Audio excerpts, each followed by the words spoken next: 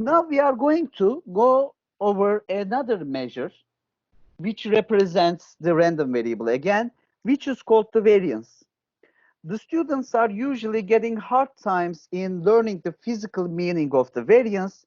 At the beginning, I'm not going to explain it directly, so what does variance mean? But in time, I'm going to explain it step by step, okay, as we solve more and more examples about the variance. Now, how do we define the variance? It says, for a discrete random variable x with probability mass function px, the variance is defined as follows. First of all, my friends, just like in the expectation, if you want to compute the variance of a random variable, you need to know the probability mass function. So if you know the probability mass function or the cumulative distribution function, then you can also compute the expected value and variance. However, the opposite is not true. If you know the expected value and the variance, you cannot go back to the probability mass function or the cumulative distribution function, because expected value and variance is just giving us a partial information. Now, what is variance of x? Let's just look at this expectation. First of all, let's just look at in the parentheses. Before the square term, let's just look at into the parentheses. Capital X minus expectation X. We have expectation X here. What is expectation X? It is the average value that the random variable can take, right? And X minus expectation X means what? It is the deviation of the random variable from its average value. So the random variable can take different possible values, and there is a deviation of these possible values from the average. So X minus expectation X means the deviation of that random variable from the average. Then we square this deviation, and this is called the squared deviation from the average. Now, because the random variable can take different values, the squared deviation can also take different values as well. For each value that random variable can take, the deviation, hence the squared deviation will be different, and the expected value of the squared deviations is called the variance of that random variable. So the variance means the expected value of the squared deviations from the mean. Now, how do we compute it? The classical formula of the variance tells us to calculate the variance like that. First of all, you need to compute the expected value. If you want to compute the variance, first you need to compute the expected value. This is necessary. After that, we subtract the expected value from each possible value that the random variable can take, and then square these subtractions. And once we calculate the squared deviations, we multiply the squared deviations with the respective probabilities of this random variable to take on these values and sum them up. So in other words, variance is a kind of expectation, but instead of calculating directly expectation, we multiply the probabilities with squared deviations from the expectation. So you know, in the original expectation, instead of this squared term here, we had x directly, but here we have the squared deviations from mean. And variance is a measure of the spread of x, possible variation of x. So you see, a random variable can take different possible values over the real line, and these possible values, if they are far from each other, then the variance is also larger. If the possible values that the random variable can take are close to each other, then the variance is going to be smaller. Because if the values are far from each other, then the average squared deviation will also be large. So variance is a measure of the spread of x over the real line. So it calculates how far apart x would be from its mean on the average. Okay, but when it is taking this average, it calculates the square of the distances, not directly the distances. Now, my friends, there is another formula for the variance, which is much more convenient to use in practical questions, which is this. The variance of a random variable can be computed as the expected value of the square of the random variable minus the square of the expectation. So instead of the previous approach, what we can do is to use this formula for discrete random variables. We can calculate the square of the possible values that the random variable can take and take the weighted average of them with respect to the probabilities. And then we calculate the expectation, then take the square of it and subtract it from the previous value. So the convenient formula is much more abstract and easy to understand. It is basically expected value of x squared minus square of the expectation. Now, I am just going to show you that the classical formula in the previous page and the convenient formula in this page are the same. I'm going to do this by a proof. So let's just say, instead of expectation of x, to simplify it, we are going to denote the expectation with mu. And as you can see, the left-hand side is the classical formula of the variance, the expected value of the squared deviations from the expectation, where mu is the expected value of x. Now, my friends, we are just going to use simple mathematics, and we are going to expand this classical variance by multiplying the squared deviations with the respective probabilities and sum them up over all possible values that the random variable can take.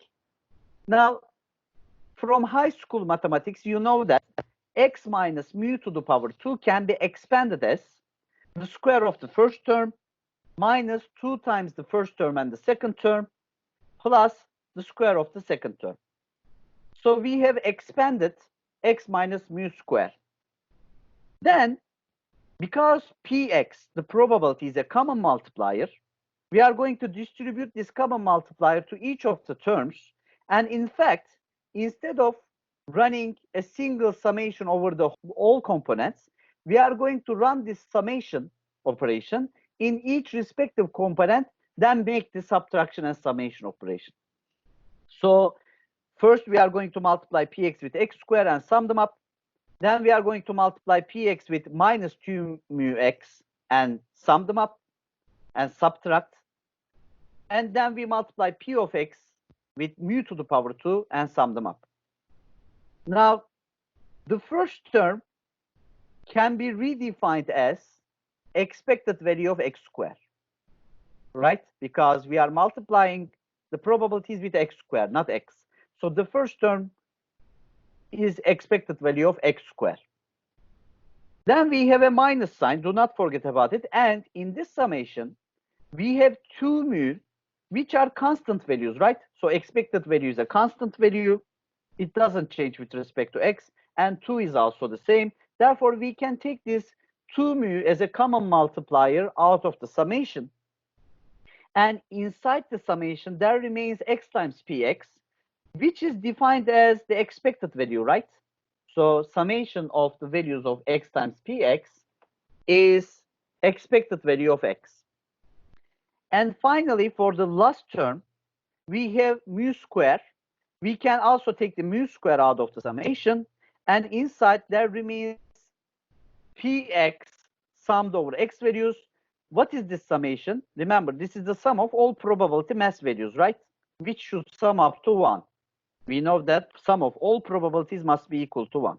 So once we do that, once we say that this is expectation and expected value is mu, and this is equal to 1, you will see that this formulation will be summarized into expected value of x squared minus, we have 2 mu squared plus 1 mu squared, it becomes minus mu squared, and we know that mu is equal to expected value of x. Because of that reason, the variance formulation can be rewritten in an equivalent form as expected value of x squared minus the square of the expectation. Now, using this convenient formula is much more practical in many questions. However, you need to be learning also the other formulation as well. So this classical formulation and this convenient formulation, they need to result with the same solution. However, the second one is usually easier to use. Okay, so we have two formulations for the variance. But in both formulations, you definitely need to compute the expected value in the first place. So both in here and in here, if you want to compute the variance, you need to compute the expected value in the first place. The variance can never be negative. So in the end of a question, if you are finding the variance as negative, if you are calculating a negative variance, then this means, my friends, you are doing something incorrectly. Okay, a variance value can never be negative. Variances should be greater than or equal to 0. However, expectations can be positive or negative. Okay, so expected value can take any value. It can be 0, positive, or negative. However, variances can never be negative. Now we are going to compute the variance of this random variable. So it says in part A, calculate the expected value of x. So x, random variable x, can take three different values, -1, 0, and 1. And the expected value of x is computed by multiplying the respective probabilities with the values that the random variable can take. And it is going to be -1 times 0.2 plus 0 times 0.5 plus 1 times 0.3 equals to 0.1. So the expected value of this random variable is 0.1, the average value that it can take. Now in part B, it says calculate the expected value of x squared. So how do we do that? This time we are going to multiply the probabilities with the square of the possible values that the random variable can take. So -1 to the power 2 will be multiplied with 0.2, 0 square with 0.5, and 1 square with 0.3. And the expected value of x squared will be 0.5. Now that we have computed these two parts, expected value of x and expected value of x squared, we can easily compute the variance by using the convenient formula in part C, which is expected value of x squared minus the square of the expectation, which is 0.5 minus 0.1 to the power 2, and that gives you a 0.49. We also have the classical formulation, which calculates the expected value of the squared deviations from the mean. And for that, we first need to compute the expected value again. So the first value that the random variable can take is -1, and the deviation of -1 from 0.1 is -1.1. The distance of -1 from 0.1 is -1.1. We take the square of this deviation and multiply it with the respective probability 0.2 plus the second value that the random variable can take is 0, and its deviation from the mean is -0.1. However, we take the square of this deviation, which gives us a 0.01, and multiply the squared deviation with 0.5. And finally, for the last value that it can take, it is 1, and the deviation from the mean is 0.9. The squared deviation is 0.81, and we multiply the squared deviation with 0.3. When you sum up the average squared deviation, to calculate the average squared deviation, again, you are going to get 0.49 as a result. So the convenient formulation and the classical formulation, they are going to give you the same result here. Now, we are going to move forward to solve a few more questions. It says, calculate the variance of x, where x represents the outcome when a fair die is rolled. So remember, in one of the previous questions, we have computed that the expected value of the outcome of a fair die is 3.5. In fact, we have explained that expected value is not something that you need to observe. It may be impossible for the random variable to take on this value. However, this value is the average value that it can take. So we have computed the expected value. Now it is time for us to compute the variance, again using the convenient formula. The only thing that is missing in the convenient formula is expected value of x squared. So how do we compute it? By, again, multiplying the square of the possible values that it can take with the respective probabilities. So 1, 4, 9, 16, 25, and 36 will be multiplied with 1/6 and summed up. The result will be 91 over 6. Now, in order to end up with the variance, we need to subtract the square of the expectation from the expected value of x squared. So we subtract the square of 7 over 2 from 91 over 6. And the result here is equal to 35 over 12. So the variance of the outcome of a fair die is 35 over 12, my friends. Let's solve another question, which is going to be the last one for this topic. Again, just like in the previous question, we have these three random variables, w, x, and y. Remember, w is not a random variable, actually. It is always taking the zero value with probability 1. However, x and y are taking two different values. X can take -1 and 1 values with equally likely probabilities, and y can take -100 and 100 values, again with equally likely probabilities. So we have computed the expected value of each of these random variables in one of the previous questions, and we have said that all these three random variables have the same expectation, which is 0. So this time the question is asking the variance of these random variables. Now, my friends, w is not taking any value other than 0. Okay, the only value that it takes is 0. So what would be its variance? What do you think its variance is going to be? It should be 0, right? I mean, because it does not have any variance. It does not have different possible values to take on the real line. It can only take a single value, and it does not have any spread or distribution over the real line. So because it can take only a single value, it cannot take any variety of values. And if it does not take any variety of values, w has the variance of 0. We have already computed the expected value of w equal to expected value of x, and it is equal to expected value of y, right? So, and they are all equal to 0, right? So the variance of w will be equal to what? The variance of w will be equal to the expected value of w square minus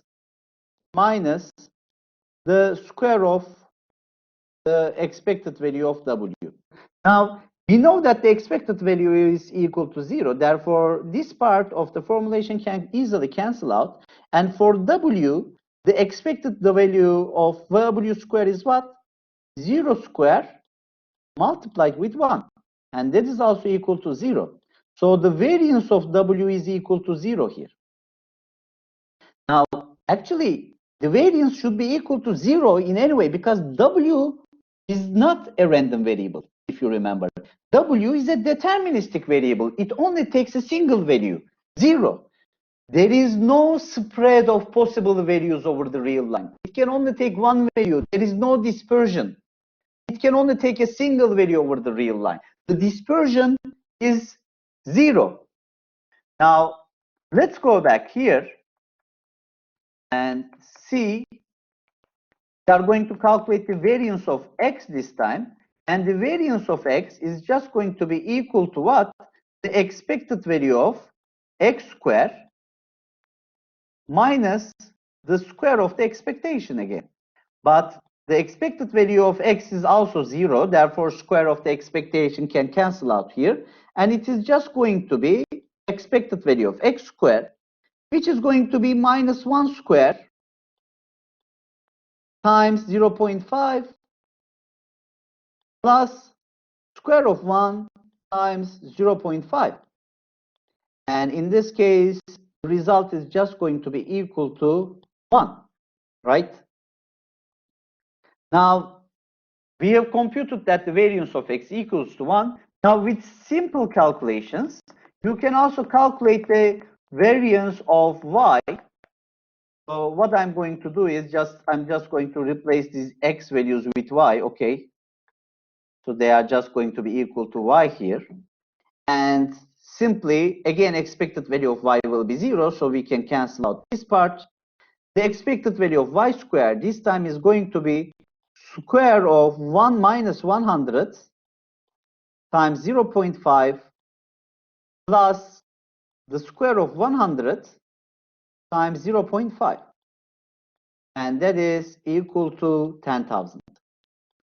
So you see, we have three random variables. The first one is not random at all. There is no spread of possible values that it can take. Therefore, its variance is 0. The second random variable can take two different values over the real line, which are -1 and 1, and they are not very far from each other. Therefore, the variance is 1. The third random variable can also take two values over the real line, again with equal probability, just like x. However, these two values are very distant from each other. Therefore, the variance is equal to 10,000. So the variance is a measure of spread. As we have said, it is a measure indicating how far apart the possible values of the random variable are from the expected value.